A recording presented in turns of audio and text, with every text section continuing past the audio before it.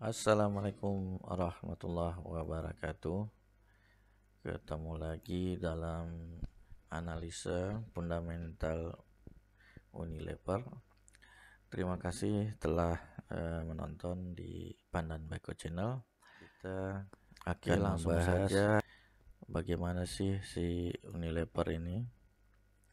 Unilever itu pada saat sekarang market kapitalnya bernilai 282 triliun dengan total asetnya 21 triliun dan penjualannya 32,45 triliun. Laba usaha 7,09 triliun.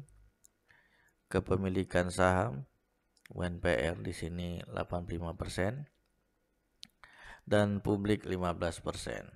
Dengan per saat ini di tanggal 20 Januari itu 38,9. Oke, bagaimana dengan asetnya?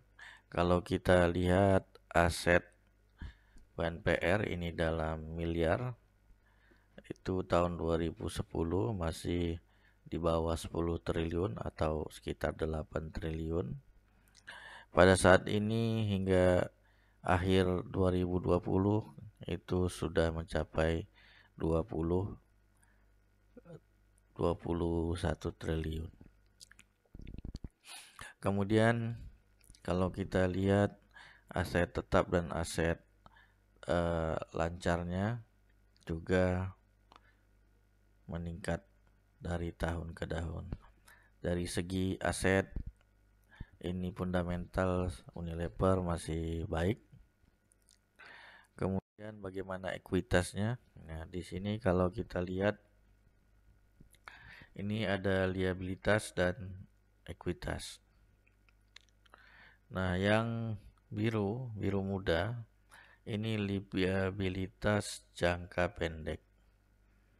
Kalau kita lihat liabilitas jangka pendeknya dari tahun 2010 hingga sekarang itu mengalami kenaikan yang signifikan dari sekitar 4 triliun hingga sekitar 12 triliun. Jadi kalau diperhatikan liabilitas jangka pendek ini biasanya untuk operasional dari UNPR, yaitu bahan baku pengoperasian seperti itu. Untuk investasinya kalau kita lihat ini liabilitas jangka panjangnya itu sebenarnya sangat tidak begitu besar kalau kita lihat yang orange. Jadi investasi dari Unilever ini tidak begitu besar untuk pengembangan usahanya. Kemudian dari segi equity modal kalau kita lihat bertambah terus bertambah, tapi penambahan itu tidak cukup besar ya. Jadi dia cenderung mengarah ke datar. Kemudian kalau kita lihat total liabilitas ini, yang paling banyak itu utang jangka pendek untuk produksi. Sedangkan utang jangka panjang itu relatif sangat kecil. Kemudian kalau kita lihat rasionya, ini rasionya debt equity ratio setiap tahun meningkat, tapi kalau kita ketahui debt-nya itu hutangnya tadi dari utang jangka pendek. Jadi hutang untuk berproduksi. Kemudian ROE-nya kalau kita lihat sudah mencapai 100%. Return of equity, jadi tingkat pengembalian modalnya itu 100%. Ini perusahaan sudah sangat bagus kalau dari ROE-nya. Kemudian ROA-nya kalau dilihat di sini sudah mencapai di bawah 50 ya, 45. Itu sudah cukup sangat bagus untuk perusahaan consumer good. Kemudian kalau kita lihat gross profit-nya ada di sekitar 50%, dan operating profit marginnya sekitar di tengah-tengah ya, sekitar 20%. Nah, ini produk daripada Unilever. Kalau kita lihat produknya ada terdiri dari personal care, food, sama home care. Jadi ada merek Axe di situ, Close Up, Dove, Lifebuoy, Sunsilk, Clear, Fair and Lovely, Sweet Salt. Nah, jadi tadi kopernya pakai Fair and Lovely. Oke, Pepsodent. Nah, Pepsodent ini saya dari kecil pakai itu sampai sekarang. Ya, cukup bagus ya. Kemudian makanan dan minuman, di situ ada teh Lipton ya, Walls, terus kecap Bango, banyak lah, Sariwangi. Kemudian untuk home care, nah ini untuk kebutuhan rumah tangga, ada Rinso, Sunlight, Wipol, banyak lainnya untuk membersih rumah tangga.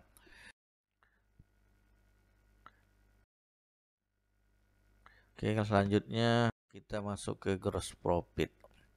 Apa sih gross profit itu? Gross profit persentase laba kotor berbanding dengan jumlah penjualan, ya kan? Semakin besar gross profit margin, maka semakin baik keadaan operasi perusahaan. Gross profit margin dari Unilever 50% tadi ya. Jadi saya contohkan itu Pepsodent, ini produknya Unilever. Itu Pepsodent Action 123 herbal pasta gigi 150 gram. Harganya 12.000. Kemudian gross marginnya 50%. Jadi setiap satu Pepsodent ini laba kotor untuk Unilever 6.000. Setiap dia jual satu buah, dia untung 6.000. Bagus sekali ya perusahaannya. Kemudian biaya produksinya dapat kita lihat, harga jual 12.000, harga keuntungan 6.000. Jadi biaya produksinya 6.000. Jadi setiap pembelian satu Pepsodent, laba kotornya 6.000. Kalau kita lihat gross profit Unilever itu mengalami peningkatan. Kalau kita lihat dari 20 triliun tahun 2010 hingga 2016 itu hampir 40 triliun. Pada tahun 2016 sampai 2020 itu gross profitnya cenderung mendatar. Artinya dia sudah sangat besar, penjualannya sudah sangat besar, sulit untuk ekspansi. Kecuali dia memiliki produk yang baru atau pasar yang baru di luar negeri misalnya ya. Kalau kita lihat di sini sangat bagus dia dari 2010 sampai 2016. Jadi nanti kita lihat sahamnya pun sangat bagus di sini. Perkembangan harga saham sangat bagus, dan di saat ini dia sudah mulai turun harga sahamnya karena dia gambaran perusahaannya sudah konstan. Oke, kita lanjutkan. Untuk gross profit marginnya, kalau kita lihat tadi ya 50% dari 2010 sampai kuartal 3 2020 tetap 50%. Ya konsisten di 50%. Artinya tidak bisa meningkat lagi kalau kita lihat gross profit margin. Artinya tidak ada beban-beban yang bisa diturunkan, yang hanya bisa dinaikkan jumlah penjualannya. Oke. Kemudian untuk operating profit margin itu sekitar 23%. Dia sudah stagnan di 23%. Sedangkan net profitnya itu sekitar 17 sampai 18%. Jadi tidak pernah mengalami kerugian. Perusahaan ini sangat bagus, hanya saja labanya, perkembangannya sudah tidak terlalu besar. Oke, kalau kita bandingkan profit margin Unilever sama ICBP, Kalau kita lihat ini gross profit Unilever. Nah, ICBP itu cenderung dia meningkat. Artinya beban-beban itu cenderung bisa ditekan sampai batas tertentu. Mungkin nanti saat dia sudah 50% sudah tidak bisa ditekan lagi, ICBP ini sulit berkembang. Tapi saat ini dia masih berkembang. Oke, operating profit di sini merupakan ukuran kemampuan perusahaan meningkatkan laba sebelum bunga dan sebelum pajak dibandingkan dengan penjualannya. Itu jadi operating profit ini menggambarkan untung murni ya. Jadi laba operasi, laba kotor tadi dikurangi beban usaha. Nah, beban usaha itu ada beban pemasaran, beban penjualan, beban umum, dan beban administrasi. Oke, jadi kita lanjutkan hasil tadi ya. Tadi laba kotornya 6.000. Kemudian biaya pemasaran, penjualan, dan biaya umum dan administrasi untuk satu buah Pepsodent itu sekitar 2.400. Maka laba operasinya itu 3.600. Jadi operasi profit margin atau margin laba usaha dari Pepsodent ini 30%. Jadi setiap satu Pepsodent ini dijual seharga 12.000, jadi 30%-nya masuk sebagai pendapatan Unilever. Jadi sekitar 3.600. Satu Pepsodent terjual, Unilever dapat 3.600.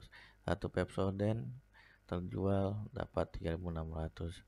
Jadi kalau kita bayangkan penduduk Indonesia itu separuhnya saja misal memakai Pepsodent, ada sekitar 100 juta, sudah sangat besar dari Pepsodent saja. Nah, kalau kita lihat profit margin Unilever kita versus Indofood ICBP ya. Kalau kita lihat ini yang biru profitnya Unilever cenderung di konstan di sekitar 23%. Nah, kalau profitnya UCBP itu kita lihat cenderung meningkat mulai tahun 2014, dia cenderung meningkat hingga sampai 17%. Kemungkinan nanti bisa sama Unilever dan ICBP. Dan profit marginnya kalau kita lihat Unilever itu sudah konstan, tidak bisa lagi net profitnya dibesarkan, cenderung sudah konstan. Kalau tadi ICBP dia masih bisa cenderung menaik. Saya minum kopi dulu.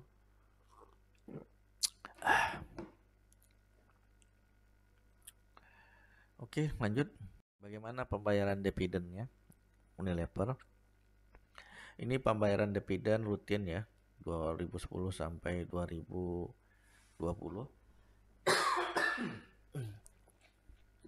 Jadi seandainya kita mundur ke belakang, tahun 2012 kita beli Unilever di harga 4.000, maka gain selama 8 tahun itu harga sekarang 7.400.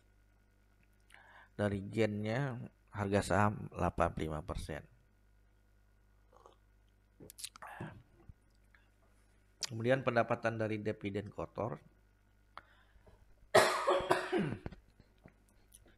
itu kalau kita jumlah ini semua itu 1.400. Jadi yieldnya selama 8 tahun 35%. Artinya kalau kita beli 100 juta selama 8 tahun kita sudah dapat 35 juta untuk dividen.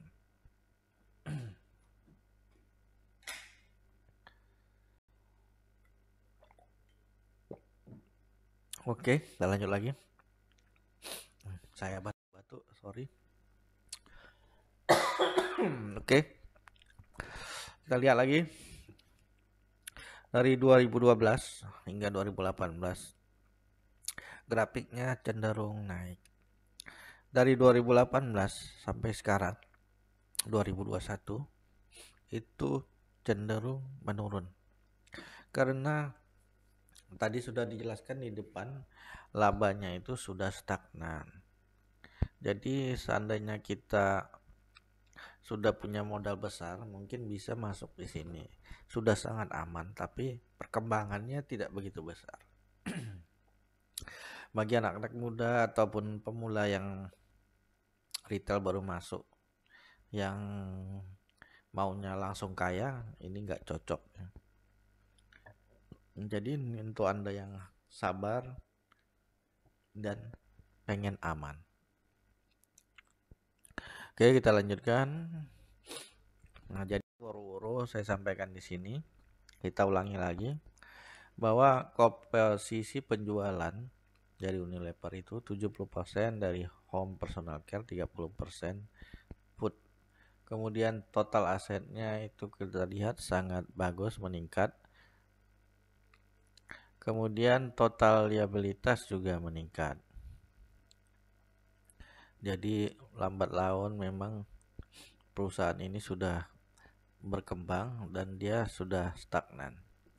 Kemudian debt equity ratio meningkat dari 106 2010 ke 125% 2020. Ini karena biaya untuk modal bekerjanya saja.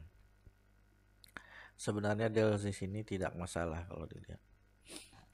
Walaupun besar, dia besarnya produktif. Kemudian untuk ROE itu sudah di atas 100%. Sangat sulit ya mencari perusahaan yang sudah ROE-nya di atas persen.